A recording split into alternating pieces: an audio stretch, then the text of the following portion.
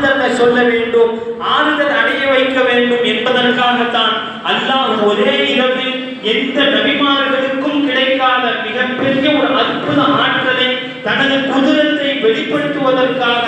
எல்லா விதங்களிலும் அல்லாஹ் ஜல்ல ஷானஹு தஆலா இந்த விண்வெளி பயணத்தின் மூலமாக, மிஅராஜின் மூலமாக நாயகம் ஸல்லல்லாஹு அலைஹி வஸல்லம் அவர்களை தன் பக்கம் உயர்த்தினான், தன் பக்கம் அழைத்து கொண்டு சென்றான். கண்ணியமிக்க அல்லாஹ்வின் நல்லடியார்களே, அப்படிப்பட்ட இந்த மிஅராஜினுடைய இரவை கண்ணியப்படுத்துவது, அந்த இரவில் பிரத்யேகமாக நாம் நல்ல அமல்களை செய்வது, அதில் நஃபிலான வணக்கங்களை செய்வது எல்லாம் நமக்கு இமாம்கள், நம் அறிஞர் பெருமக்கள் கற்றுத்தந்த மிகப்பெரிய ஒரு உன்னதமான செயல்கள், நடைமுறைகள். அந்த மிஅராஜினுடைய இரவை நாம் கண்ணியப்படுத்துவதும், அந்த இரவுகளில் நாயகம் ஸல்லல்லாஹு அலைஹி வஸல்லம் அவர்கள் இந்த பேராற்றலினுடைய அற்புதத்தின் வெளிப்பாட்டாக அவர்கள் செய்த இந்த செயலை நாம் உண்மை முஃமினாக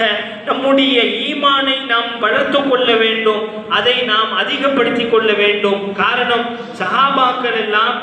இந்த விண்வெளி பயணத்தின் மிஅராஜினுடைய நிகழ்விற்கு அப்பால் அவர்கள் தன்னுடைய வாழ்வை, அவர்கள் அல்லாஹ்வை சந்தித்து வந்த அந்த ஈமானோடு தனது வாழ்க்கையில் ஏகத்துவ பிரச்சாரத்தில் மிக உத்வேகத்தோடு செயல்பட